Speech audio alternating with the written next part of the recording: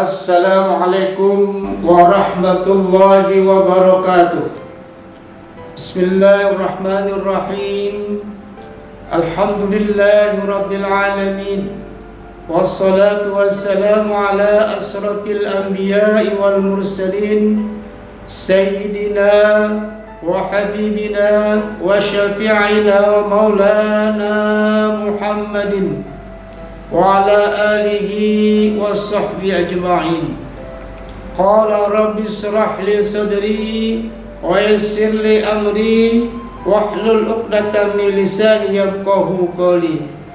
Subhanaka la ilma lana illa ma 'allamtana innaka antal alimul hakim. Qala Allah ta'ala fi kitabihil karim, a'udzu billahi minasy syaithanir rajim.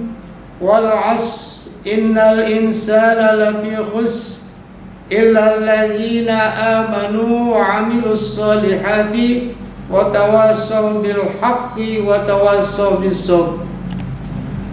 Kama qala an-nabiy sallallahu alaihi wasallam, igtanim khamsan qabla khamsin, hayataka qabla mautika, wasihataka qabla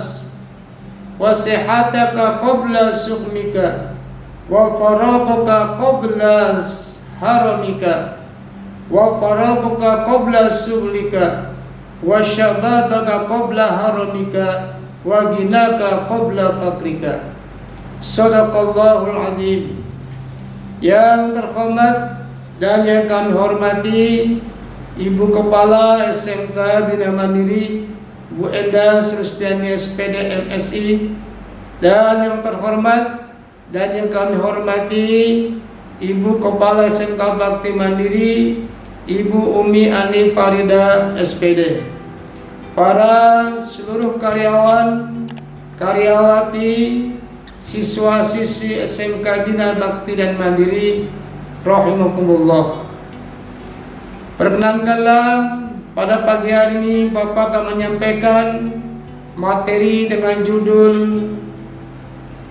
judul nilai dan pemanfaatan waktu bagi kaum muslimin.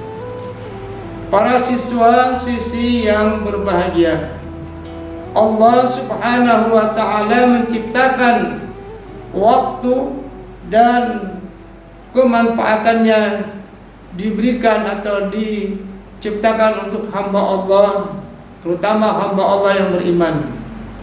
Karena sangat pentingnya waktu, maka sampai Allah menyampaikan dalam firman Allah menggunakan waw huruf qasam, yang artinya adalah penegasan yang sangat atau kepentingan dan kemanfaatan yang sangat. Dalam Al-Quran di situ ada kata-kata waw qasam yang artinya demi.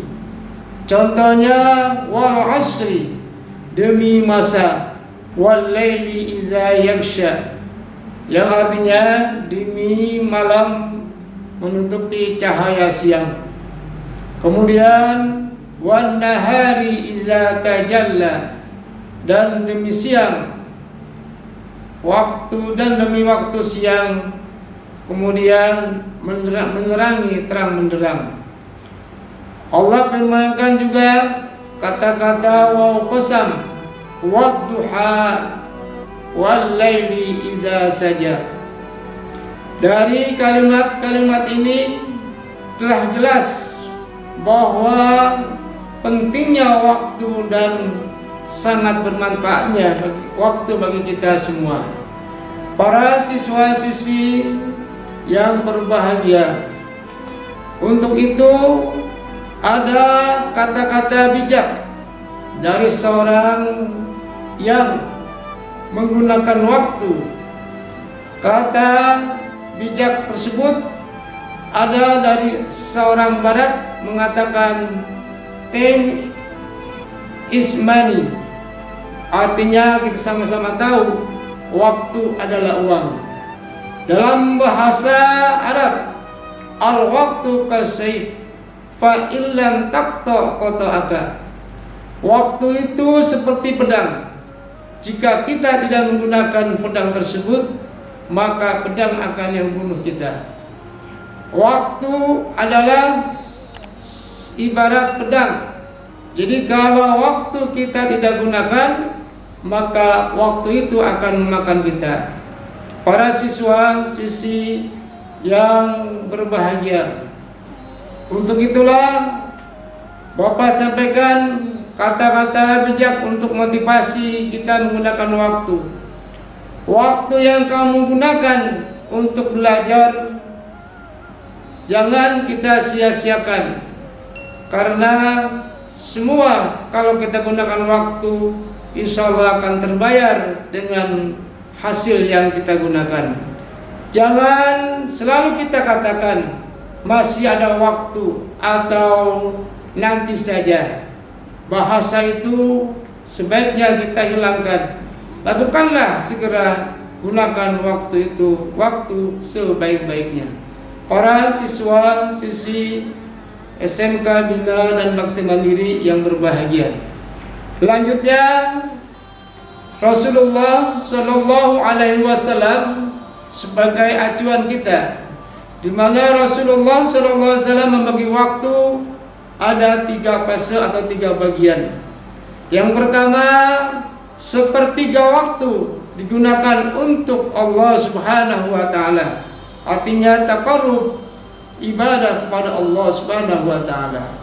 Yang kedua, sepertiga waktu digunakan untuk tugas atau untuk kehidupan atau untuk menjalankan tugas di dunia ini. Dan sepertiga lagi digunakan untuk keluarga. Baik, para siswa-siswi Bina dan Bakti Mandiri yang berbahagia. Adapun bagian yang ketiga, sepertiga waktu digunakan untuk keluarga.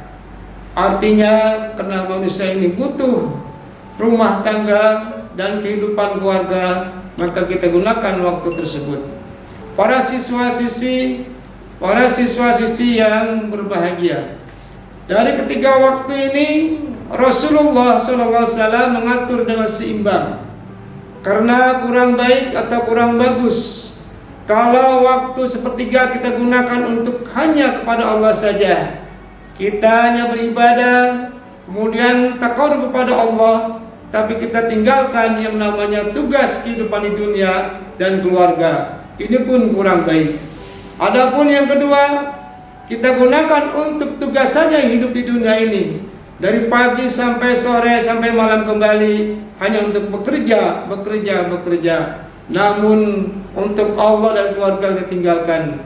Ini pun kurang baik sepandangan waktu. Dan yang ketiga adalah waktu untuk keluarga saja. Bahasa dalam istilah yang sering kita gunakan, makan tidak makan, hanya berkumpul dengan keluarga. Ini pun tidak baik. Rasulullah Shallallahu Alaihi Wasallam berhasil dalam kehidupannya karena Rasulullah membagi waktu dari 3 fase ini. Baik, Bapak jabarkan waktu satu bagian. Bagian pertama, di mana Rasulullah SAW menggunakan waktu untuk Allah Subhanahu wa taala. Rasulullah, kita tahu dan kita sama-sama mengetahui bagaimana ibadah Rasulullah SAW, baik salat sunnahnya atau salat tahajudnya. Bahkan Rasulullah sampai membengkak kakinya melaksanakan salat tahajud. Padahal Rasulullah SAW dijamin kehidupannya, yaitu untuk surga baginya, dan di dunia pun dijamin. Tapi Rasulullah begitu ibadahnya sangat kuat. Allah firmankan dalam Al-Quran, liyaghfira lakallahu ma taqaddama min dzambika wa ma ta'akhkhar.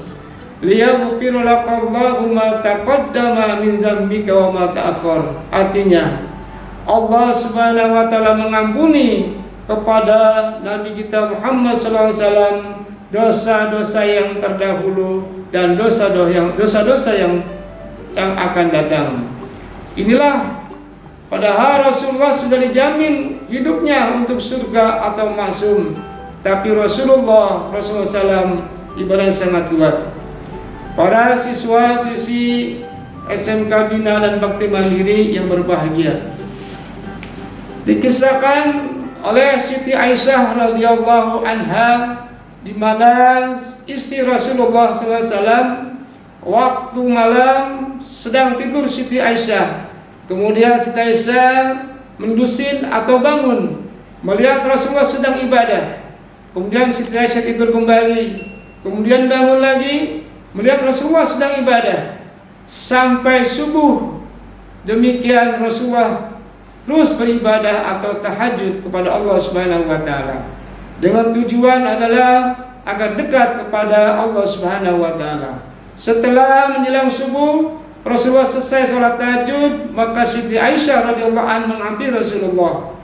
Kemudian bertanya kepada Rasulullah atau suaminya, "Wahai Rasulullah atau wahai suamiku, engkau adalah sudah dijamin hidupmu dan sampai dijamin surgamu, kenapa kau begitu kuat ibadahnya?" Maka Rasulullah menjawab, "Afala tuhibbu 'abdan syakura?" Apakah engkau tidak suka hamba yang bersyukur kepada Allah? Jadi Rasulullah SAW adalah semakin bersyukur, semakin dekat ibadahnya kepada Allah Subhanahu wa taala. Ini salah satu contoh atau acuan kita.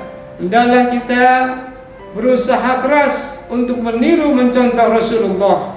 Waktu kita gunakan untuk ibadah kepada Allah yang wajib, sholat zuhur, asar, maghrib, isya, subuh, dan menjalankan sunnah-sunnahnya, baik itu sholat sunnah rawatib atau sholat sunnah tahajud atau sholat duha, dalam rangka mencari maqam mahmuda, derajat yang tinggi di sisi Allah Subhanahu wa taala. Para siswa-siswi sekalian, mari kita contoh fase yang pertama tersebut.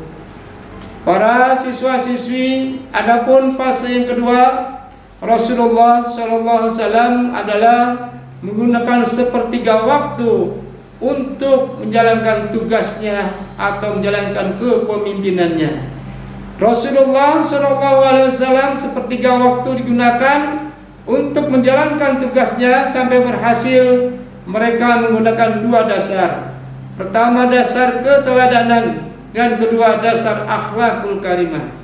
Di mana keteladanan ini adalah Rasulullah selalu memberi kebijakan-kebijakan yang membirakan, kebijakan-kebijakan yang membangun, dan kebijakan-kebijakan yang mendukung, kabar gembira dan kabar bahagia, bukan untuk menakut-nakuti atau bukan untuk menyakiti. Inilah yang pertama, Rasulullah sebagai contoh dan teladan.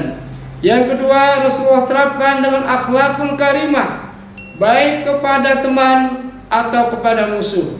Rasulullah, kita sama-sama tahu cerita dan sejarahnya, bahwa Rasulullah sangat berakhlak kepada musuh yang ingin membunuh Rasulullah SAW.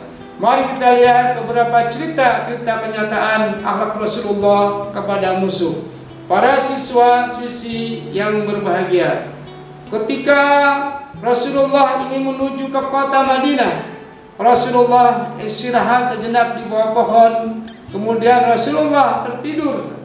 Maka ada seorang yang bernama Duksur. Mereka mendengar sayembara kafir Quraisy ketika itu. Siapa saja yang mampu membunuh Rasulullah dengan memenggal kepalanya, maka dihadiahkan sepertiga harta dari kafir Quraisy. Akhirnya Duksur ini tertarik ingin membunuh Rasulullah SAW yang sedang tidur di bawah pohon sejenak. Kemudian Duksur tersebut mengambil pedangnya dan kemudian meletakkan pedang itu ke leher Rasulullah. Kemudian Duksur berkata, "Ya Rasulullah, hari ini kau akan kubunuh. Siapakah yang menolong kamu?" Maka Rasulullah menjawab dengan 3 kata, "Allah, Allah, Allah." Begitu jawaban Rasulullah, kata-kata Allah, maka Duksur tersebut pedangnya jatuh dan mereka itu lemas badannya, akhirnya tersungkur Duksur tersebut. Para siswa-siswi SMK Bina dan Bakti Mandiri rahimakumullah, Bapak lanjutkan cerita dusur yang ingin bunuh Rasulullah. Akhirnya pedang tersebut Rasulullah ambil, kemudian diletakkan di leher dusur. Rasulullah berkata, "Wahai dusur, siapakah yang menolong kamu ketika kau akan kubunuh?" Maka dusur tidak bisa menjawab, dan akhirnya dusur tersungkur dan sujud kepada Rasulullah untuk mohon ampun dan mohon maaf. Ketika itulah Rasulullah langsung mengambil badannya, kemudian memeluk saudara dusur, dan akhirnya dusur masuk Islam pada saat itu karena Rasulullah memaafkan atas kesalahannya. Dan akhirnya saudara dusur mengucapkan kalimat syahadah, asyhadu an la ilaha illallah wa asyhadu anna muhammadar rasulullah. Itulah akhlak Rasulullah sangat mulia kepada musuh. Para siswa-siswi sekalian, adapun kisah yang kedua adalah tentang Rasulullah ketika tawaf, yaitu Rasulullah ketika tawaf diikuti oleh seseorang, di mana ketika di tempat ada yang sunyi dalam tawaf itu akan dibunuh Rasulullah. Kemudian Rasulullah bertawaf hingga ketika Rasulullah akan dibunuh oleh orang yang mengikuti itu, maka Rasulullah menoleh ke belakang. Akhirnya orang itu yang membunuhnya adalah ketakutan karena tahu Rasulullah bahwa Rasulullah akan dibunuh. Kemudian orang itu ketakutan dan akhirnya minta maaf kepada Rasulullah. Kata Rasulullah, "Hai manusia, aku tahu semenjak kau mengikutiku bahwa engkau akan membunuhku." Namun mereka itu ketakutan karena Rasulullah tahu, maka orang itu meminta maaf dan langsung Rasulullah maafkan, dan akhirnya masuk Islam mereka itu dengan ucapan kalimat syahadah. Inilah, marilah kita gunakan beberapa contoh-contoh dari perjuangan Rasulullah. Yang kedua adalah waktu kita gunakan untuk Allah Subhanahu wa Ta'ala. Para siswa-siswi SMK Bina dan Bakti Mandiri rahimakumullah. Adapun bagian waktu yang ketiga yang Rasulullah lakukan adalah sepertiga waktu untuk keluarga. Diriwayatkan oleh sahabat Anas bin Malik, di mana Anas bin Malik ini bersama Rasulullah selama 11 tahun. Nah, selama 11 tahun itu Anas bin Malik menceritakan bahwa kehidupan Rasulullah dalam rumah tangga selama dia ikuti, Rasulullah tidak pernah mengatakan kata-kata keras atau kata-kata menyakitkan atau kata-kata yang menyinggung dari keluarga atau istrinya.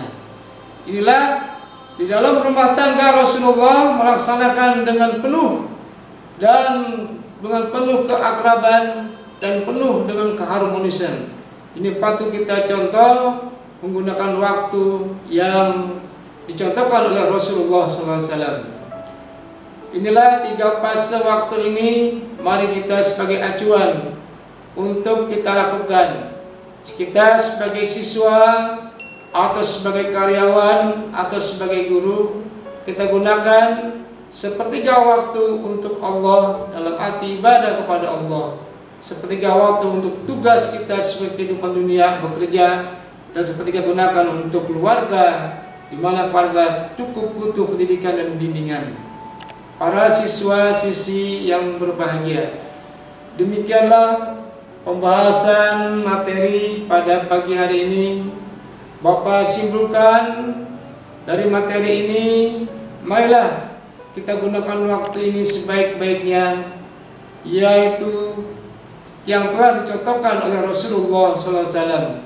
Sepertiga untuk Allah dalam arti ibadah, sepertiga untuk tugas dalam arti berjuang untuk kehidupan, dan sepertiga lagi untuk keluarga adalah untuk keharmonisan membentuk keluarga dalam bahasa baiti jannati atau keluarga sakinah mawaddah warahmah. Para siswa-siswi sekalian, akhir dari pembahasan ini Bapak bacakan hadis Rasulullah SAW yang berbunyi, "Igtanim khamsan qabla khamsin." jagalah 5 sebelum datangnya 5. Hayataka qabla mautika, hidup kita sebelum datangnya mati kita. Wasihhataka qabla sukmika, sehat kita sebelum datangnya sakit kita.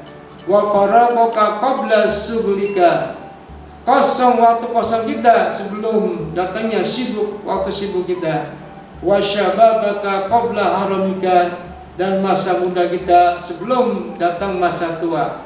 Dan yang terakhir, wa ghinaka qabla fakrika, dan pada masa jaya kita sebelum kita jatuh miskin atau jatuh fakir. Para siswa-siswi SMK Bina dan Bakti Mandiri rahimakumullah, demikianlah pembahasan Bapak. Bapak berharap mudah-mudahan kita semua dapat menggunakan waktu sebaik-baiknya dalam kehidupan ini, sehingga hidup kita bermanfaat dan nilai ibadah pada Allah Subhanahu wa taala. Insyaallah kita semua mendapatkan taufik dan hidayah rahmat Allah Subhanahu wa taala. Selamat hidup kita.